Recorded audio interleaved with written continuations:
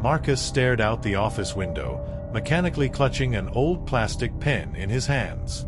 The weekend is ahead, and, as usual, his friends have already come up with a plan for him. It has become a tradition to get out of the city, break away from the dullness of the metropolis, and spend a couple of days away from all the problems. This time they chose a place a few hours away from the city, camping near the forest, which they had previously only heard about from reviews. Leslie, Marcus's girlfriend, enthusiastically sent a photo of the lake and the campground to the general chat. "Look at this. Everything looks perfect here. Literally a heavenly place." Josh, their mutual friend, sent a short text in response. "Whoever is not with us is disgraced for life." Marcus chuckled. His friends were incredibly energetic people who always found a way to get him to agree. This time was no exception. After packing up the next day, the three of them left in a rented car. Leslie, who was sitting in the front seat, was holding a printed map in her hands. The internet was almost non-existent in those parts. Josh, at the wheel, chatted habitually, goading Marcus. "Well, how do you feel after leaving civilization? I'm sure your laptop already misses you." "Funny," Marcus replied, rolling his eyes. "I actually don't mind taking a break." The road was long and wound between hills and sparse villages. A few hours later, the friends noticed that they were the only ones on the road. Josh tried to lighten the mood with jokes, but as the sun began to set, the tension became palpable. "There's not much left on the map," Leslie said, peering at the road sign. "There should be an entrance to the parking lot after the next turn." But instead of seeing the camp, they found only an empty parking lot and a darkened forest. "Something's not right here," Marcus muttered, getting out of the car. The friends looked around, but there wasn't a soul around. There were only footprints on the ground. Several cans, scraps of newspapers and plastic bags, as if the camp had been abandoned in a hurry. "Maybe they left?" Leslie suggested. Josh chuckled, but his smile was nervous. "Probably. Or we just took a wrong turn." Deciding to look for another way, they went deeper into the forest. The light of the flashlights illuminated only the nearest bushes, and the silence of the forest seemed unusually dense, as if something was hiding behind every tree. A couple of minutes later, they found an abandoned house. "Someone definitely had to live here," Marcus said, pointing to an old sign pinned to the door. There was an inscription on it, "Property is protected." "Yeah, I wouldn't want to meet a security guard here," Josh grinned. Leslie tried the door handle. "It's locked." But something inside this place attracted them. While Josh was joking and photographing the strange drawings on the walls, Leslie found an old note in the corner. It was crumpled and stained with dirt. "Someone is watching us. Every night I hear their footsteps around the house. No one believes me. If you're reading this, then leave. You're in danger." Leslie showed the note to her friends. Josh chuckled. "It's just someone's stupid joke." But Marcus looked at the text with concern. "If that's true, we shouldn't linger here." They decided to return to the car, but when they left the house, they found that dusk was gathering, and the road they had come along had disappeared from view. Leslie took out her phone, but there was no signal. "We're just lost," Josh said, but his voice was shaking. Marcus stopped and turned back, sensing that someone was watching them. Marcus could feel the cold creeping under his jacket, even though the evening was still relatively warm. He turned around, but there was only a thick wall of trees behind him. "Are you okay?" Leslie asked, noticing his wary gaze. "Yes, it's just a strange feeling," he replied, trying to keep his voice calm. "Don't start," Josh said, already walking forward as if it didn't matter. Leslie took Marcus's hand, comforting him. They walked on, trying to find their way back to the car. The forest grew darker and darker, and soon flashlights became the only source of light. "Wait!" Josh suddenly stopped. He listened, raising his hand so that the others would also freeze. "What is it?" Leslie asked. "Footsteps," he whispered. Everyone froze. Indeed, somewhere nearby, the crunching of branches could be heard, as if someone was following them. "It's just an animal," Marcus whispered, but there was no confidence in his voice. Josh, without answering, took out his phone and turned on the camera to record a video. He pointed it at the forest behind him, but there was nothing in the lens except trees and sparse bushes. "No one," he said, lowering the phone. But a second later, something fell from the tree behind them. Leslie screamed, and Marcus quickly shone his flashlight there. There was only an old branch on the ground. "Nerves, guys," Josh grinned, but his face looked pale. They continued walking, but now no one was talking. Each of them was trying to figure out what was going on. Leslie held the phone in her hands, trying to catch at least a weak signal, but the screen kept showing the same thing: no network. A few minutes later, they came across a clearing. In the center was a wrecked van, its body covered in rust and dirt. There were old blankets on its roof, and some dark bags could be seen inside. "Do you think this is a camp?" Leslie asked. "It looks like it, but it's abandoned," Marcus replied, coming closer.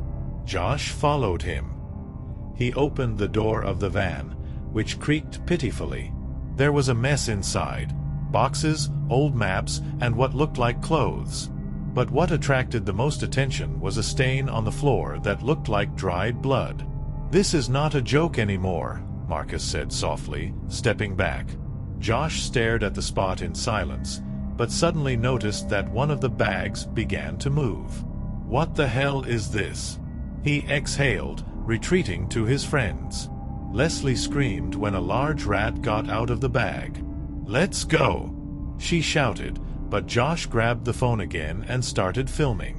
"What are you doing?" Marcus tried to stop him. But then they heard the crackling of bushes behind the van. Someone was approaching. The footsteps were heavy, like a grown man's. "Hide quickly," Marcus whispered, and the three of them ducked behind the van. The footsteps stopped in front of the van. Through the cracks between the body of the car and the ground, Leslie could see black boots. The man stood motionless, as if searching for something. "Is someone there?" A low, hoarse voice rang out. The friends froze, trying not to breathe. The man came closer. Now it was clear that he was holding a large hunting knife in his hands. His clothes were dirty, and his face was indistinguishable in the darkness. "I know you're here," he said, and slammed the knife into the back of the van. Marcus squeezed Leslie's hand, gesturing for her not to move. The man began to walk around the van. "Run," Josh whispered and, without waiting for an agreement, ran into the woods. "Damn it!" Marcus cursed, rushing after him, dragging Leslie with him. The sounds of a chase rang out immediately. The man wasn't just following them. He was running, breaking bushes and branches. Leslie began to lag behind. Her breathing became ragged. "Leslie, come on!" Marcus shouted, grabbing her arm. They reached a stream, the water in which was cold and dark. Marcus stopped to look around. "Where's Josh?" Leslie asked. Marcus turned around, but his friend was nowhere to be found. "He ran away. Damn, he ran away." "We can't leave him." Leslie tried to turn back, but Marcus stopped her. "If we go back, they'll find us too." Voices were heard from behind. "It wasn't just one person. There are three of them, and one of them ran over there," someone said. Marcus realized that they hadn't just met the killer by chance. It was a group of people who, apparently, hunted them like game. "Leslie, listen to me." He took her by the shoulders. "We should split up. It gives you a better chance of survival." Leslie nodded silently, her eyes filled with horror. Marcus pointed her in the direction of the dense forest. "Run there, don't stop. I'll try to distract them." Leslie hesitated, but then turned around and ran. Marcus was left alone. He grabbed a large rock he found near the stream and threw it in the other direction, making a noise. "There he is!" There was a shout, and the two men rushed to where the stone hit the tree. Marcus ran in the opposite direction, trying not to leave any footprints behind him. Marcus held his breath and moved quickly forward. He tried not to make any noise, but every movement seemed to echo throughout the forest. His heart was pounding so loudly that it seemed to him that his pursuers could hear his pulse. After several minutes of intense running, he stopped behind a wide tree to catch his breath. After looking around, he tried to figure out if there was anyone nearby. There was a frightening silence all around. But the light caught his eye. Somewhere in the distance, a small light flickered. Marcus thought it might be a bonfire. Perhaps this is the place where these people gather. He decided to approach cautiously. The path was difficult. Branches crunched underfoot all the time, and thickets clung to clothes. He got close enough to see what was going on. There was indeed a bonfire burning in a small clearing. Two men were sitting next to him. Their faces were brightly illuminated by the fire. Both looked unkempt. One was shaven-headed with deep scars on his neck. The other wore a dirty hood that hid part of his face. "This guy is Sly," said the skinhead, taking a long knife out of his pocket. "He's running fast, but we'll find him." "They won't get far," the second man replied.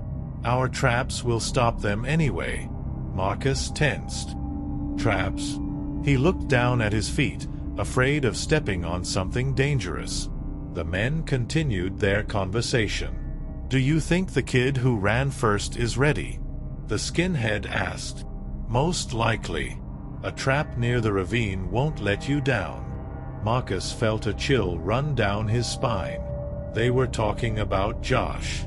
He realized that he had to leave, but at that moment something heavy landed on his shoulder. Marcus froze, feeling someone's hand. "Where are you going?" A hoarse voice rang out from behind him. Marcus whirled around and elbowed the man, hitting him squarely in the stomach. The man groaned and released him. Marcus didn't hesitate to run, hearing screams and the crackling of bushes behind him. "He's here. Catch him." He dodged through the trees, trying to get them out of the way. At some point, he heard a click under his feet, and his heart sank into his heels. A trap has been triggered. A sharp blow to his legs caused him to fall. He realized that he had caught on a wire strung between the trees. As soon as he got up, he saw a shaven-headed man emerge from the shadows. "End of the road, buddy," he grinned, approaching. Marcus frantically searched for something to defend himself with.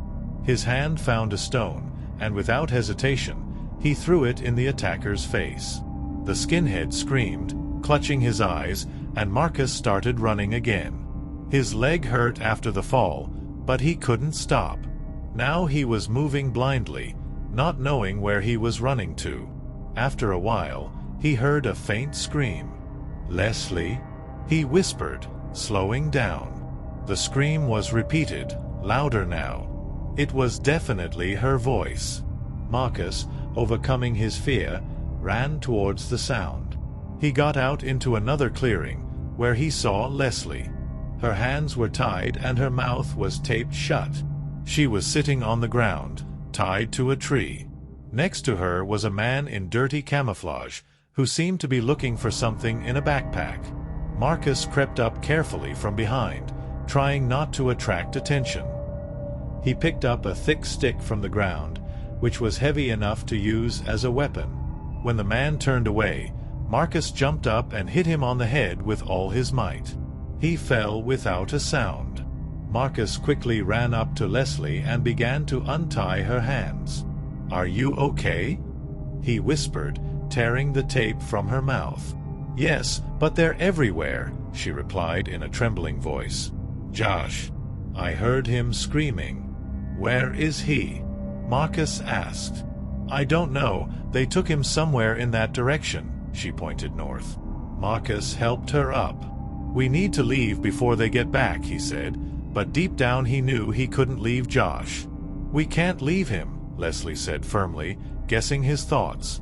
Marcus and Leslie, staying together, moved cautiously in the direction from where, according to Leslie, the killers could be. Marcus could feel cold sweat trickling down his back, and every movement seemed too loud. Leslie was breathing heavily, her face pale, but she held on to Marcus tightly, realizing that there was no other choice. After a few minutes of walking, they heard voices. Quiet, but clear. Leslie tensed and stopped, and Marcus motioned for her to stay where she was while he reconnoitered ahead. Hiding behind the trees, he saw an open area. It was an assassination camp. The firelight illuminated dirty tents, rough-hewn wooden structures, and metal cages. Yes, the cells. Something was moving in one of them. 2 men were standing by the campfire, and Marcus had already seen their faces. The shaven-headed man, with his head bandaged after the collision, was furiously throwing firewood into the fire. There was another man standing next to him, the one in the hood. "We'll find him, and I'll personally cut him to pieces," the skinhead growled, clearly referring to Marcus. "Take it easy," the hooded one replied. His voice was cold and hoarse. "The main thing is, don't forget why we're here." As if I'd forgotten. "This place must remain ours. No one should come back to talk." Marcus felt a chill of dread sweep over him.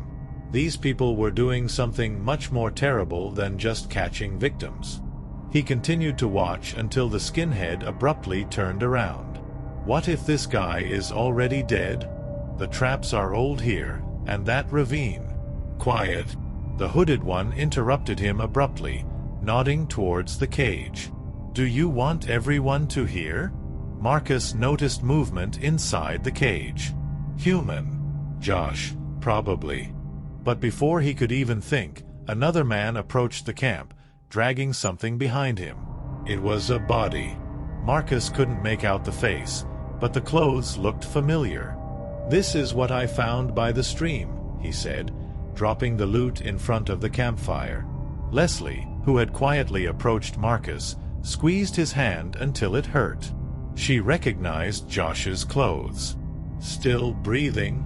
"What is it?" the skinhead asked, coming closer and bending over the body. "So far, yes," the man chuckled. "But not for long." Marcus and Leslie instinctively took a step back, but unfortunately, Leslie stepped on a dry branch, which crunched loudly under her foot. The voices in the camp stopped. All 4 assassins turned their heads towards the sound. "I think we have company," the skinhead said, grinning. Leslie froze, and Marcus realized that there was no point in hiding anymore. They started running, but there were screams and footsteps behind them. They were discovered. "Split up," the skinhead barked. "Round them up like rabbits." Marcus and Leslie tried to escape, but to their horror, they realized that they were running towards the ravine that the killers had mentioned. "Marcus!"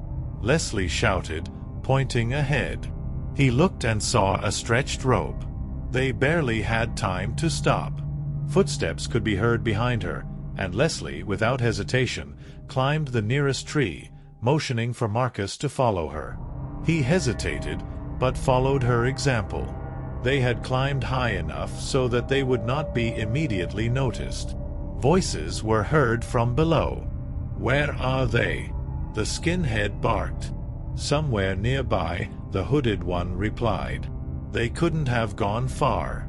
Marcus saw how the men began to search, pushing aside bushes and illuminating everything with lanterns.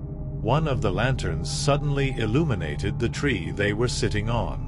Marcus felt his blood run cold. "Did you see that?" the skinhead asked, coming closer. "Where?" the other replied, shining the light on the tree. They stopped at the bottom, looking straight up. Marcus knew they'd been found. The men were standing under a tree, their flashlights picking out the branches that hid Marcus and Leslie. The shaven-headed man, grinning, pulled out a knife and began tapping it against his palm. "Well, will you get out yourself, or should I help you?" he shouted sarcastically. Marcus took a quick look around. They were high, But it was dangerous to jump down. One failed attempt and they would end up right in the hands of these people. Leslie squeezed his hand. She didn't say anything, but her gaze said, "What are we going to do?" At that moment, the other man, the one with the hood, pointed at the tree trunk. "They have nowhere to run. Wait here, I'll climb up." He slung the knife into his belt, confidently grabbed the lower branches and began to climb. Marcus, without hesitation, began frantically breaking one of the thick branches that could become a weapon. Leslie was doing the same thing. The man was rising fast, too fast. He was already at arm's length. "Do you think you can hide?" he said mockingly, grabbing another branch. But at that moment, Marcus hit him on the arm with an improvised baton with all his might. The man screamed, couldn't resist and fell down, hitting the ground with a thud. "Damn it!" the skinhead shouted. "You killed him, you son of a bitch!" But the hooded one wasn't dead. He groaned, rolling over onto his side with difficulty, but he couldn't get up. "Get them out!" the skinhead continued to yell, now beside himself with rage. The other two men started looking for ways to climb the tree. One of them found a long fallen branch and began to pick at the lower branches to knock down Marcus and Leslie. "Hurry up!" Leslie screamed, realizing that it wouldn't last long. Marcus looked around and noticed another tree growing nearby. His branches intersected with theirs, but you had to take a chance to jump over. "Leslie, follow me." "Stop it!" he shouted, grabbing a thick branch and pulling himself onto a nearby tree. Leslie froze, her legs shaking, but she realized they had no choice. Gritting her teeth, she jumped over after him. The men below screamed even louder, and the skinhead rushed to the hooded one to help him up. "Find them! They won't get far anyway." Marcus and Leslie, knowing that they would be found again, continued to climb from one tree to another until they were far enough away from their pursuers. They only stopped when they could only hear their own heavy breathing. But the respite did not last long. As they descended to the ground and began to move on, the figures appeared in front of them again. Two men blocked their way. The skinhead stepped forward, a creepy grin on his face. "And where are you going?" "What is it?" he asked, brandishing the knife. "Do you think you can leave?"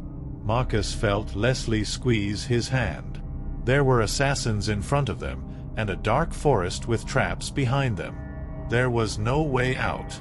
"Let her go," Marcus said, trying to keep his voice steady. "You need me, right?" The skinhead laughed, his eyes glittering with madness. "We have a rule, boy. No witnesses." With that, he rushed forward. Marcus barely had time to push Leslie aside before the skinhead lunged at him. He raised the baton he still held in his hands and hit the attacker's arm with all his might. The knife fell to the ground, but the skinhead didn't even seem to notice the blow. His raw strength and rage were stronger than his fear. One of his accomplices stood aside, as if enjoying the spectacle, but the other rushed after Leslie. She screamed, but Marcus, summoning the last of his strength, pushed the skinhead, causing him to stagger and rush to help. He crashed into the attacker as soon as he grabbed Leslie's arm, knocking him to the ground. Leslie wasted no time picking up a rock and slamming it into his head. He groaned and fell silent, but at the same time, the skinhead was back next to him. "You damn rats!" he growled, raising a rock to hit Marcus.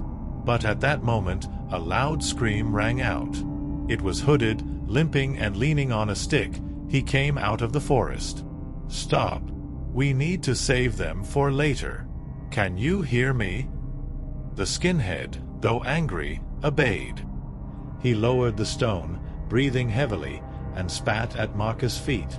"You're only saved because he said so," he said. "Tie them up," the hooded one ordered hoarsely, approaching slowly. "We have time to play." Marcus and Leslie tried to resist, but the surviving killers were too strong. They were tied up, gagged with dirty rags, and began to drag them back to the camp. When they were back by the campfire, Marcus noticed that Josh's cage was empty. His body was now lying nearby, covered in mud. "Now we have a new toy," said the hooded one, pushing Marcus towards one of the cages. "And you," he looked at Leslie, "will stay outside. I think we'll have something to do." Marcus screamed and tried to escape, but he was chained in a cage like an animal. Leslie sobbed, but the killers only laughed at her despair. "This place will be your grave," the hooded one whispered before stepping out of the fire-lit circle. And then Marcus understood. They have fallen into a trap from which there will be no escape. The night dragged on endlessly. Marcus was sitting on the cold ground of the cage, hugging his knees. His body ached with fatigue and pain, but his mind remained sharp. He saw the killers talking around a campfire nearby, as if nothing had happened. Their laughter was deafening in the dead silence of the forest. Leslie was sitting tied up next to one of the tents. Her eyes were empty, but sometimes she cast fleeting glances at Marcus, as if looking for a drop of hope. The assassins seemed to be enjoying this moment. The skinhead was the main instigator. He was telling something with animated gestures, as if he was developing a new torture plan. "You know they're going to kill us, right?" Leslie suddenly whispered when the killers were silent for a second. Marcus looked at her. Her face was pale and her lips were trembling. "I won't let them do that," he replied softly. She could barely hold back her tears. "We're in a cage. We're connected. There are more of them." Marcus didn't say anything. He kept thinking about what he could do. Time dragged on, and finally, one of the killers got up and walked towards the cage. It was a hooded one. He stopped, leaned against the metal bars, and smiled. "Tell me, kid, this isn't the first time you've been in this situation, is it?" He leaned closer. "You don't look like someone who's facing death for the first time." Marcus didn't answer. "Well, as you wish," the hooded one grinned. "But I'll tell you what, I like you. You have a fighting spirit, but the spirit is not what saves." He walked away, leaving Marcus with his thoughts. A few hours later, when all but one of the killers had fallen asleep, Marcus noticed that the ropes on Leslie's arms had loosened slightly. She was probably rubbing them imperceptibly on the rocks that lay nearby. He motioned for her to continue. When she finally managed to free her hands, she carefully began to untie her legs. Then, taking advantage of the moment when the keeper turned away, Leslie got close to Marcus' cage. "We have a chance," she whispered.